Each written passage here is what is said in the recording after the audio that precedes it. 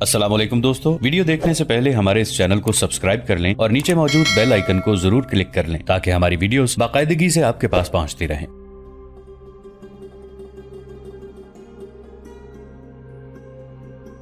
حلوان میں قیقاع کی مختصر سی جماعت پر حملہ کرنے کا حکم مل چکا تھا۔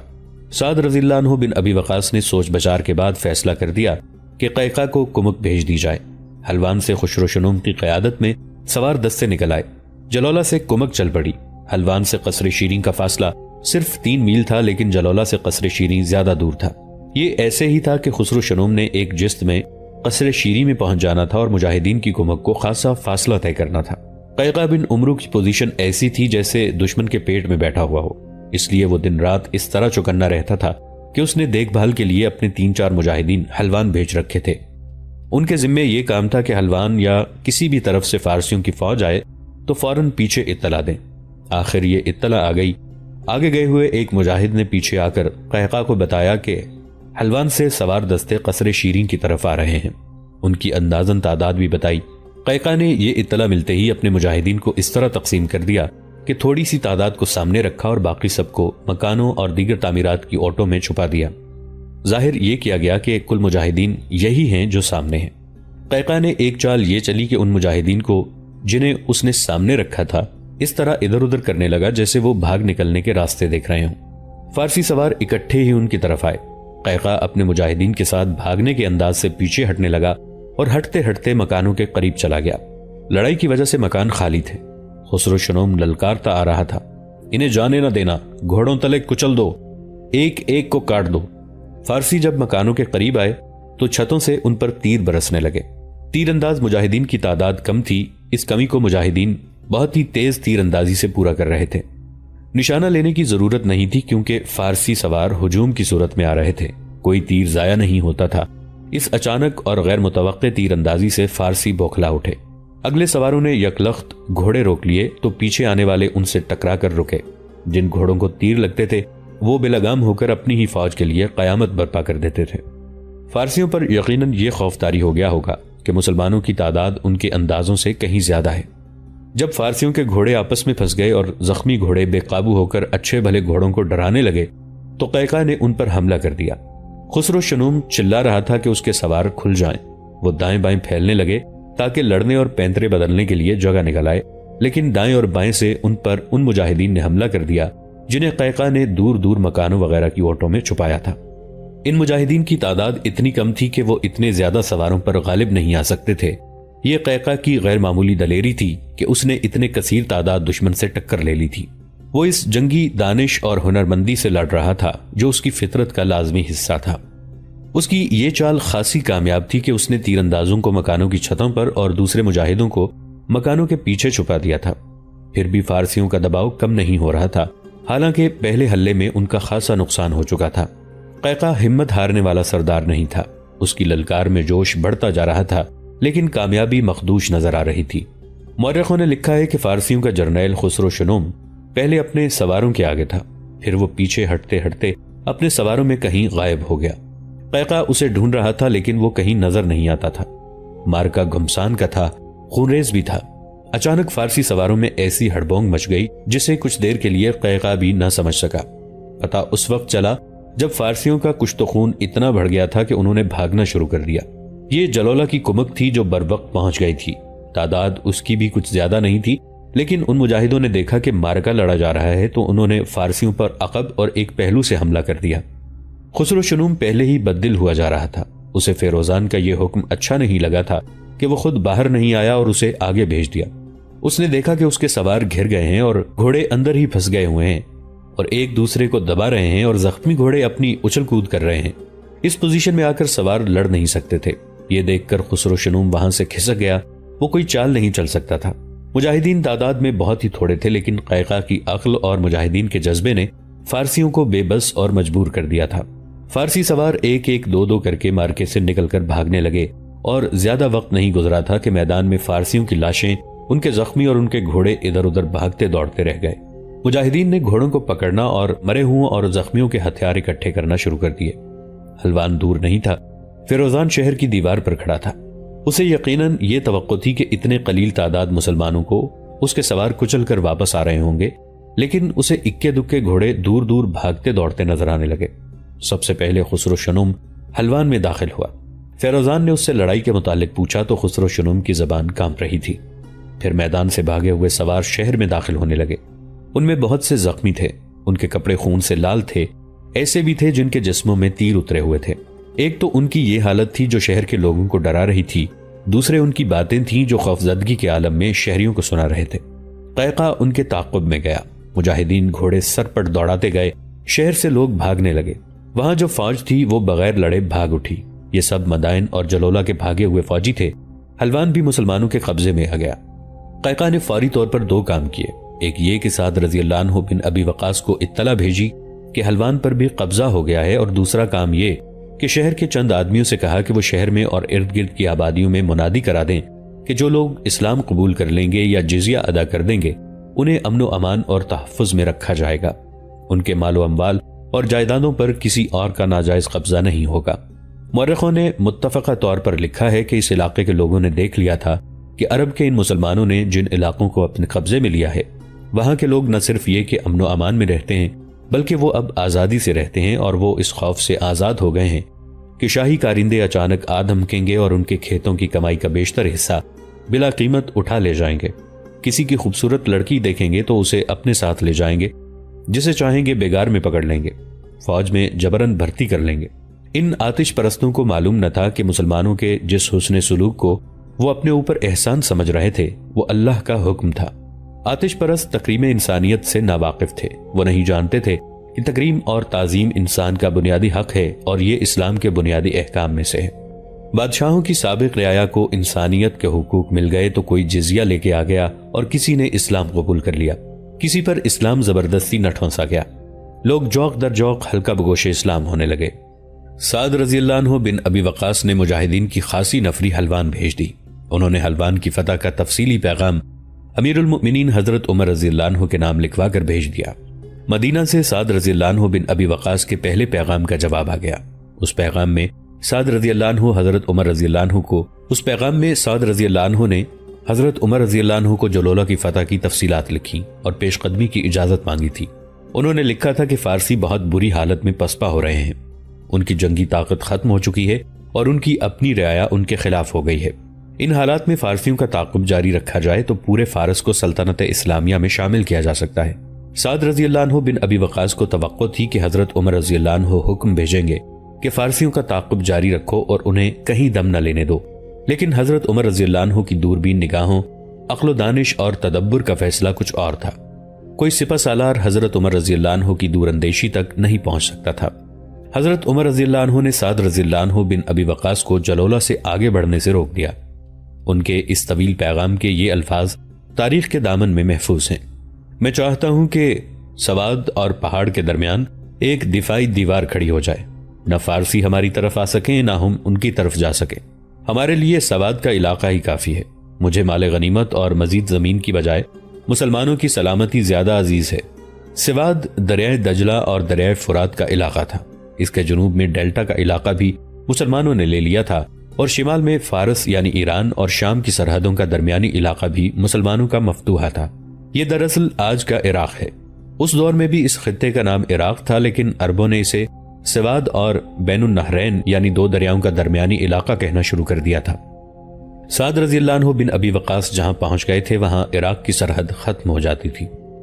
حضرت عمر رضی اللہ عنہ نے سعد رضی اللہ عنہ بن ابی وقاص کو بڑی واضح اور تفصیلی ہدایات بھیجی۔ انہوں نے لکھا کہ فارسی پسپا ہو کر اپنے ملک میں پہنچ گئے ہیں اور انہیں پہاڑیوں کی حفاظت بھی مل گئی ہے۔ اگر مجاہدین فارسیوں کے تعاقب میں چلے گئے تو نقصان اٹھائیں گے۔ بہتر یہ ہے کہ ان پہاڑیوں کو فارس اور عراق کے درمیان حد فاصل بنا لیا جائے۔ اگر تم ان پہاڑیوں میں پھنس گئے تو عراق کے لوگ بغاوت پر اتر آئیں گے۔ حضرت عمر رضی اللہ عنہ نے لکھا، اس سے پہلے بھی عراق کے وہ امراء اور جاگیردار جن کے علاقے فتح کر لیے گئے تھے اور جو ہمارے وفادار ہو گئے تھے وہ سب اس وقت باغی ہو گئے تھے جب مجاہدین کا لشکر آگے نکل گیا تھا۔ انہوں نے ہمارے ان امال کو بھی قتل کر دیا تھا جنہیں ان کے شہروں میں مقرر کیا گیا تھا۔ الحمدللہ سلطنت اسلامیہ کی وسعت دجلہ اور فرات سے بھی آگے نکل گئی ہے۔ شام بھی اپنی سلطنت میں شامل کر لیا گیا ہے۔ یہ علاقے تو ہمارے زیر اقتدار آ گئے ہیں، لیکن اصل کام یہ ہے کہ ان علاقوں کے لوگوں کو مدینہ کے زیر اقتدار لانا ہے۔ علاقے فتح کیے جا سکتے ہیں، لیکن ان علاقوں کے لوگوں کے دلوں کو فتح کرنا بہت مشکل کام ہے۔ علاقے تیر اور تلوار سے فتح ہوتے ہیں، لیکن دلوں کی فتح نہ تیر سے ممکن ہوتی ہے نہ تلوار سے۔ لوگوں کو امن و امان اور سکون کی زندگی مہیا کرو، انہیں انسانیت کے درجے پر لاؤ اور انہیں ان کے پورے حقوق دو۔ ان کے مذہب میں دخل نہ کرو، اور اس کے ساتھ ہی انہیں دین الہی کی طرف مائل کرو، لیکن بحث اور حجت نہ کرو۔ پند و نصیحت کا انداز اختیار کرو، اپنے کردار کو اپنی پند و نصیحت کے سانچے میں ڈھال لو اور دلوں پر اثر کرنے والا نمونہ پیش کرو۔ پھر تم دیکھو گے کہ اللہ اپنے دین کو خود ہی تمام مذاہب پر غالب کر دے گا۔ ان کے مذہبی پیشوا کتنا ہی زور کیوں نہ لگائیں، وہ اسلام کے غلبے اور مقبولیت کو نہیں روک سکیں گے۔ مفتوحہ علاقوں کا نظم و نسق بحال کر دو اور اسے رواں کر کے ایسی شکل دو کہ لوگ خود محسوس کریں کہ اس سے پہلے ان کی حق تلفی ہوتی رہی ہے۔ اس کے ساتھ ہی لوگوں پر اور ان کے سرداروں پر نظر رکھو کہ کہیں سے بغاوت نہ اٹھنے پائے۔ مورخوں نے حضرت عمر رضی اللہ عنہ کے ان احکام کو بہت اہمیت دی ہے۔ بعض غیر مسلم تاریخ نویسوں اور مبصروں نے حضرت عمر رضی اللہ عنہ کے اس تدبر اور پالیسی کو بہت سراہا ہے۔ اگر حضرت عمر رضی اللہ عنہ کی دلچسپی صرف علاقے فتح کرنے میں ہوتی تو وہ سعد رضی اللہ عنہ بن ابی وقاص کو پہاڑی علاقوں میں پیش قدمی کا حکم دیتے تھے اور یہ نہ سوچتے کہ صحرا اور میدانوں میں لڑنے والے پہاڑیوں کے اندر نہیں لڑ سکیں گے۔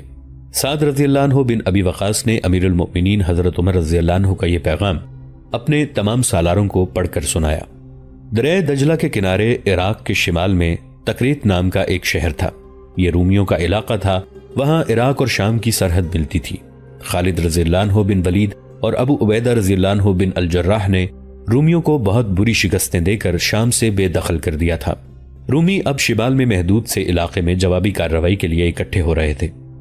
پہلے ہم کسی قسط میں یہ ذکر کر چکے ہیں کہ مجاہدین کے لشکر میں بنو تغلب اور بنو نمر کے عیسائی بھی تھے۔ ایک عیسائی نے ایک فارسی جرنیل کو میدان جنگ میں اتنی دلیری سے قتل کیا تھا کہ خود بھی قتل ہو گیا تھا۔ اب مسلمانوں نے پورا عراق فتح کر لیا اور حضرت عمر رضی اللہ عنہ نے سعد رضی اللہ عنہ بن ابی وقاص کو حکم بھیج دیا کہ آگے نہ بڑھیں اور مفتوحہ علاقے کے نظم و نسق کو بہتر بنائیں۔ ایک روز بنو تغلب کا ایک عیسائی مجاہد سعد رضی اللہ عنہ بن ابی وقاص کے پاس آیا۔ سپہ سالار، اس نے کہا، میں بنو تغلب کا عیسائی ہوں۔ خدا کی قسم، سعد رضی اللہ عنہ نے اسے ٹوکتے ہوئے کہا، یہاں کوئی امتیاز نہیں، تو ہمارے ساتھ ہے تو ہمارا بھائی ہے۔ تو عربی ہے اور ہم سب عربی ہیں جو اجمیوں کے خلاف سینہ سپر ہیں۔ مذہب الگ ہونے سے جذبے الگ نہیں ہو جایا کرتے۔ کیا کہنے آیا ہے تو؟ اے سپہ سالار، عیسائی نے کہا، خدا کی قسم ہم تیرے ساتھ ہیں تو پوری وفا کریں گے۔ ایک خطرہ آ رہا ہے، اسے تو خود ہی دیکھ لے۔ تکریت ایک شہر ہے، شاید موصل سے کچھ دور ہے۔ ہاں، سعد رضی اللہ عنہ بن ابی وقاص نے کہا، تکریت رومیوں کا شہر ہے۔ کیا ہے اس شہر میں؟ وہاں ہم پر حملے کی تیاریاں ہو رہی ہیں۔ عیسائی مجاہد نے کہا، میرے قبیلے بنو تغلب کے لوگ، بنو نمر اور بنو عیاد کے بہت سے لوگ وہاں پہنچے ہوئے ہیں اور وہ رومیوں کو اکسا رہے ہیں کہ ہم پر حملہ کریں۔ رومی شاید کہیں سے پسپا ہو کر تکریت میں اکٹھے ہو گئے ہیں۔ میں جانتا ہوں، سعد رضی اللہ عنہ بن ابی وقاص نے کہا، موصل پر ابو عبیدہ اور خالد بن ولید نے قبضہ کر لیا ہے۔ تکریت میں اگر رومی اکٹھے ہوئے ہیں تو یہ سب پسپا ہو کر آئے ہیں۔ تکریت شام اور عراق کی سرحد پر ایک بڑا قصبہ تھا۔ ادھر فارسی شکست کھا کر بھاگے تھے، ادھر رومی مسلمانوں کے ہاتھوں شکست کھا کر بھاگے، تو ان میں سے کچھ تکریت میں اکٹھے ہو گئے۔ تاریخ کے مطابق عرب کے کچھ عیسائی قبائل مسلمانوں کے خلاف لڑنے کے لیے رومیوں کے پاس پہنچ گئے۔ یہ عیسائی جو سعد رضی اللہ عنہ بن ابی وقاص کو یہ اطلاع دے رہا تھا، اس لیے وثوق سے بات کر رہا تھا کہ اس کے قبیلے کا ایک عیسائی سردار تکریت سے کسی بحروپ میں یا کسی دھوکے سے جلولہ آیا۔ وہ عیسائیوں کے قبیلے بنو تغلب کا سردار تھا۔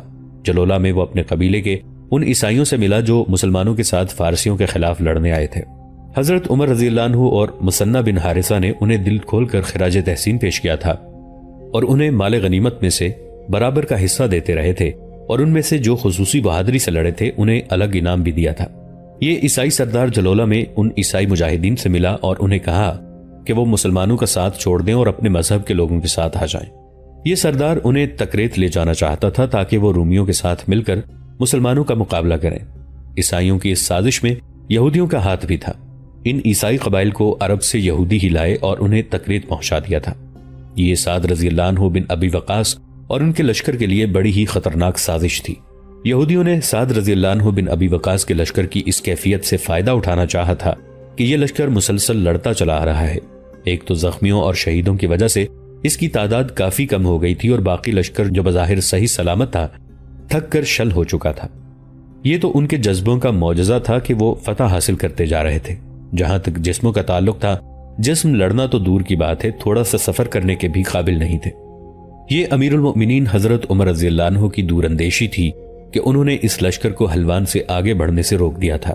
دوسری وجوہات کے علاوہ ایک وجہ یہ بھی تھی کہ لشکر اب کچھ عرصے کے لیے لڑنے کے قابل نہیں رہا تھا۔ بنو تغلب کے اس عیسائی نے تکریت سے آئے ہوئے سردار کو مایوس نہ کیا۔ دوسرے عیسائیوں نے بھی اسے یہ کہا کہ وہ ادھر سے بھاگ کر تکریت پہنچ جائیں، لیکن ان میں سے کوئی ایک بھی جانے کے لیے تیار نہ تھا۔ سردار کے جانے کے بعد ان سب نے اس عیسائی کو، جس کا نام تاریخ میں نہیں ملتا، کہا کہ وہ سپہ سالار کو خبردار کر دے کہ تکریت میں ہم پر حملہ کرنے کے لیے ایک فوج تیار ہو رہی ہے۔ سعد رضی اللہ عنہ بن ابی وقاص نے اسی وقت ایک تیز رفتار قاصد کو پیغام دے کر مدینہ بھیجا۔ انہوں نے پیغام میں لکھوایا کہ انہیں اجازت دی جائے کہ بیشتر اس کے رومی عرب کے ان عیسائی قبائل سے مل کر حملہ کر دیں، ادھر سے ان پر حملہ کر دیا جائے۔ قاصد کو بھیج کر سعد رضی اللہ عنہ بن ابی وقاص نے اپنے ان 2-3 جاسوسوں کو بلایا جو دراصل عربی تھے لیکن کچھ عرصے سے عراق میں آباد تھے۔ انہیں کچھ ہدایات دے کر تکریت بھیج دیا۔ یہ آدمی جاسوسی اور مخبری کی خصوصی مہارت رکھتے تھے۔ وہ اسی وقت مختلف بھیس بدل کر روانہ ہو گئے۔ یہ مخبر چند دنوں بعد واپس آئے تو انہوں نے تصدیق کر دی کہ تکریت میں سعد رضی اللہ عنہ بن ابی وقاص کے لشکر پر حملے کی تیاریاں جوش و خروش سے ہو رہی ہیں اور 2-4 دنوں میں وہاں سے لشکر کوچ کر آئے گا۔ خدا کی قسم، سعد رضی اللہ عنہ بن ابی وقاص نے بڑے جوش سے کہا، ہم انہیں تکریت سے باہر نہیں آنے دیں گے۔ میرے لشکر کے جسم ٹوٹ پھوٹ گئے ہیں، لیکن اللہ ہمارے ساتھ ہے اور ہمارے جذبے تر و تازہ ہیں۔ سعد رضی اللہ عنہ نے اپنے سالاروں کو اور اپنے لشکر کو بھی خبردار کر کے تیار کر لیا۔ کچھ دن گزرے تو مدینہ سے حضرت عمر رضی اللہ عنہ کا جواب آ گیا۔ حضرت عمر رضی اللہ عنہ نے لکھا کہ رومیوں نے ابو عبیدہ رضی اللہ عنہ سے شکست کھا کر سوچا ہوگا کہ جتنا علاقہ وہ مسلمانوں کو دے آئے ہیں اتنا وہ عراق میں مسلمانوں سے لے لیں گے۔ حضرت عمر رضی اللہ عنہ نے لکھا کہ انہیں تکریت سے نکلنے کی مہلت نہ دی جائے۔ عبداللہ بن موتم کو 5000 سوار دے کر فوراً تکریت بھیج دیا جائے۔ سعد رضی اللہ عنہ بن ابی وقاص نے لشکر کو پہلے ہی تیار رکھا ہوا تھا۔ انہیں توقع تھی کہ امیر المؤمنین حملے کا حکم ضرور دیں گے۔ حضرت عمر رضی اللہ عنہ کو معلوم تھا کہ تکریت کے ارد گرد دور دور تک کا علاقہ عیسائی قبائل کا علاقہ تھا۔ دجلہ کے ایک طرف بنو ایاد اور دوسری طرف بنو تغلب آباد تھے۔ یہ قبیلے صحرائے عرب میں بھی رہتے تھے۔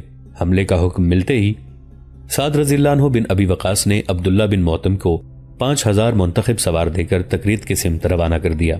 بوقت رخصت سعد رضی اللہ عنہ بن ابی وقاص نے عبداللہ بن موتم کو صرف یہ الفاظ کہے کہ ابن موتم، میں شکست کی خبر برداشت نہیں کر سکوں گا۔ 2 مورخوں نے لکھا ہے کہ عبداللہ بن موتم نے کوئی جواب نہ دیا۔ اس کے ہونٹوں پر کچھ اور ہی قسم کا تبسم آ گیا اور وہ خدا حافظ کہہ کر چل پڑا۔ کچھ دنوں بعد یہ لشکر تکریت پہنچا۔ چونکہ یہ گھڑ سواروں کا لشکر تھا، اس کے کوچ کی رفتار خاصی تیز تھی۔ رفتار کو معمول کی رفتار سے زیادہ تیز اس لیے رکھا گیا تھا کہ تکریت کے لشکر کو وہاں سے حملے کے لیے نکلنے کی مہلت نہیں دینی تھی۔ عبداللہ بن موتم نے اپنی یہ خواہش پوری کر لی۔ تکریت سے ابھی رومیوں اور عیسائیوں کا لشکر نہیں نکلا تھا کہ عبداللہ بن موتم نے تکریت کو محاصرے میں لے لیا۔ مورخوں نے لکھا ہے کہ یہ محاصرہ 40 دن تک رہا۔ شہر کے اندر جو رومی تھے وہ خالد رضی اللہ عنہ بن ولید اور بعد میں ابو عبیدہ رضی اللہ عنہ بن الجراح سے بری طرح پٹ کر بھاگے اور یہیں پہنچے تھے۔ ان پر مسلمانوں کی دہشت کا طاری ہونا قدرتی امر تھا۔ انہیں توقع ہی نہیں تھی کہ شہر محاصرے میں آ جائے گا۔ انہیں یہ بھی توقع نہیں تھی کہ مسلمانوں کی جاسوسی کا نظام اتنا تیز اور اتنا ہوشیار ہے کہ انہیں ان کے ارادوں کا قبل از وقت علم ہو جائے گا۔ وہ خوش فہمی میں مبتلا رہے اور اس وجہ سے انہوں نے شہر میں نہ خوراک کا ذخیرہ کیا نہ پانی کا، نہ انہوں نے وہ انتظامات کیے جو محصور ہو کر ضروری سمجھے جاتے ہیں۔ مسلمانوں سے ان 40 دنوں میں دروازے توڑنے اور رات کو کمندیں پھینک کر دیوار پر چڑھنے کی لگاتار کوششیں کی۔ مسلمان اپنی ان کوششوں میں کامیاب نہ ہو سکے، لیکن ان کوششوں کا شہر کے اندر ایک نفسیاتی اثر پڑا۔ شہر کے لوگوں میں بددلی پیدا ہونے لگی۔ لوگوں پر خوف طاری ہونا ہی تھا، کیونکہ ان تک نہ صرف یہ کہ شام سے رومیوں اور عراق سے فارسیوں کی پسپائی کی خبریں پہنچتی رہتی تھیں، بلکہ شام سے بھاگے ہوئے رومی بھی ان کے درمیان موجود تھے۔ رومیوں نے کچھ اپنے آپ کو حوصلہ دینے کے لیے اور کچھ لوگوں کا حوصلہ مضبوط کرنے کے لیے 2-3 مرتبہ باہر نکل کر مسلمانوں پر حملہ کیا، لیکن ہر بار انہیں کئی لاشیں اور زخمی پیچھے چھوڑ کر بھاگنا پڑا۔ دوستو، آج کے لیے اتنا ہی۔ اسی کہانی کی اگلی قسط کے ساتھ بہت جلد حاضر ہوں گے۔ نیچے کامنٹ سیکشن میں اپنی رائے کا اظہار ضرور کیجیے گا۔ ہمارے اس چینل کو سبسکرائب کر کے نیچے موجود بیل آئیکن کو بھی ضرور کلک کیجیے گا۔ اگلی ملاقات تک کے لیے ہمارا اور آپ کا اللہ نگہبان۔